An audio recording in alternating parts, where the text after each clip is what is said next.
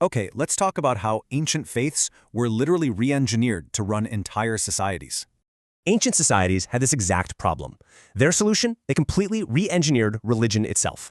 And this led to what we now call sectarian traditions. Think Shaivism, Vaishnavism, Buddhism, you get the idea. And wow, what a massive shift this was, from personal beliefs to these highly organized, structured systems. So, how did they build this new social tech? Well, it happened in a few really important stages. First up, worship totally changed. It wasn't about complex rituals anymore, but personal devotion, or bhakti. This bhakti movement was a total game changer. It made religion accessible to everyone, not just the elites. But then, this new popular faith needed a physical base, and that's where institutions came in. Huge temples and monasteries popped up, they became massive landowners and centers of real social power.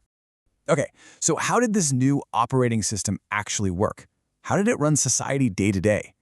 Well, politically, it was all about legitimacy. Kings used religion to say, hey, God's on my side.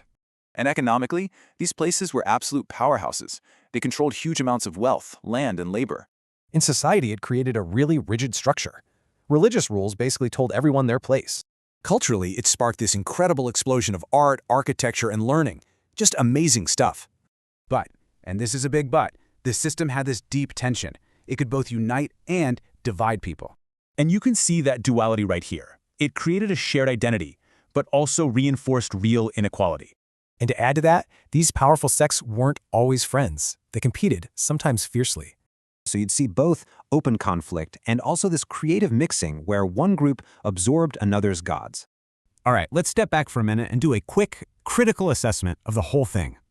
You had stability and amazing culture, sure, but it came at the cost of serious inequality and conflict. So the main takeaway is this. These weren't just religions. They were complex, adaptive social systems. They were basically the code that both built up and, at the same time, divided these ancient societies. And that kind of leaves you wondering, what are the invisible operating systems that run our world today?